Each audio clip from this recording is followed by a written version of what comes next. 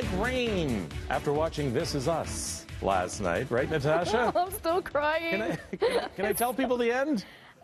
People would have already seen the end. I don't know anyone who didn't stay out. Are you kidding? If I say one thing, I know I'll just be blasted. You can't say anything. Yeah. Let's just say there was a lot of raining on the face last night. I know Winston and I were messaging back and forth saying, just take my heart, okay? Just take it. It's broken already. -14 current temperature. I've just wasted all of my weather time. Okay, current wind chill. It is cold again. That Arctic cold front came through, so please dress for those wind chills in the -20s. Tonight, out through Parry Sound, Muskoka, west winds will drive in about 15 centimeters of snow by Tuesday morning. And as we go through tonight here in the GTA, just a few scattered flurries around. This is going to be a light dusting here at most, and early tomorrow morning it's all going to start tapering off. Could see another round of flurries late in the day tomorrow. Otherwise, we'll be watching for lake effect snow early Wednesday morning and throughout the day on Wednesday.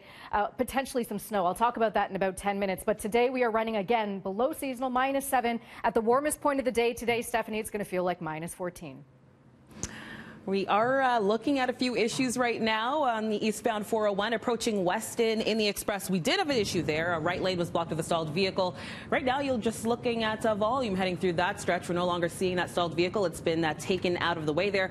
But we are still looking at issues right now over on the westbound 401 approaching Leslie in the Express. 2 left lanes are currently blocked because of a collision. You can see emergency crews are currently on the scene there. It is jammed solid on the westbound 401 right now from Warden in the Express and Victoria Park in the Collectors. As you can see, just with the problems we have right now, this is our drive times on the westbound 401 where we have those problems. It's only about a 10-minute delay, so no worries there if you are planning to leave sometime soon and that's your normal route. Things are looking pretty good. Now back to downstairs.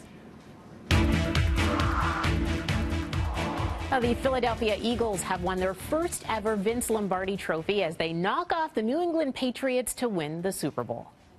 Escapes the sack, launching one for the end zone. It's a jump ball and it's incomplete. And Gronk was there. Plays like that had the Eagles marching to their historic Super Bowl win. They knocked off the Patriots 41-33, the final from Minnesota.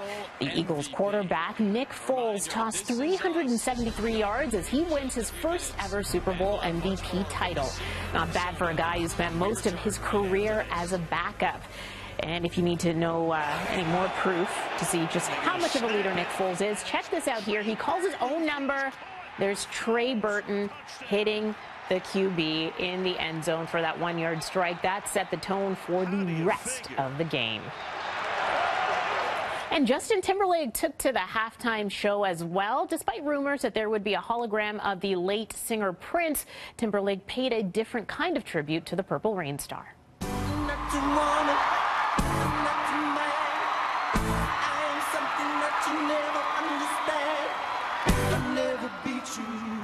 A massive projection of Prince rose throughout the stadium in his hometown of Minneapolis.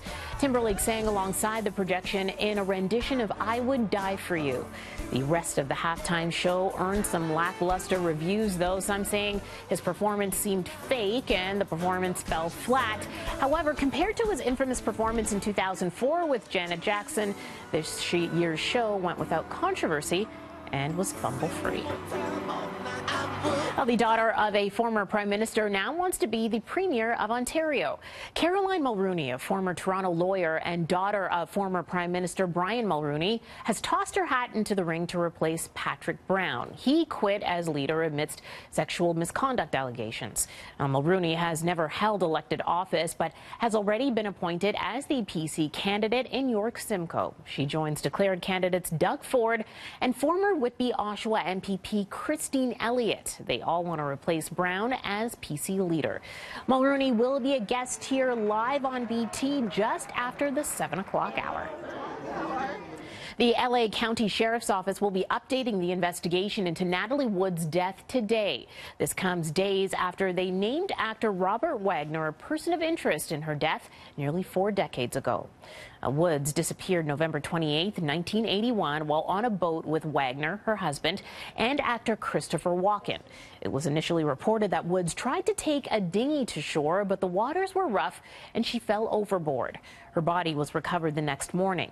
Just last week, Wagner was named as a person of interest in the 37-year-old case. The update into the investigation will happen at 2 o'clock this afternoon. Well, here at home, a man is in hospital this morning after a car hit a pole near Kingston Road and Danforth. It happened just after midnight when a vehicle left the roadway, hitting this pole. The man was taken to hospital with serious but non-life-threatening injuries. Alcohol may have been a factor, according to police, but so far there's no word on any charges. And another pole down, this time near Richmond and Jarvis, a car smashing into the pole around 2:30 this morning.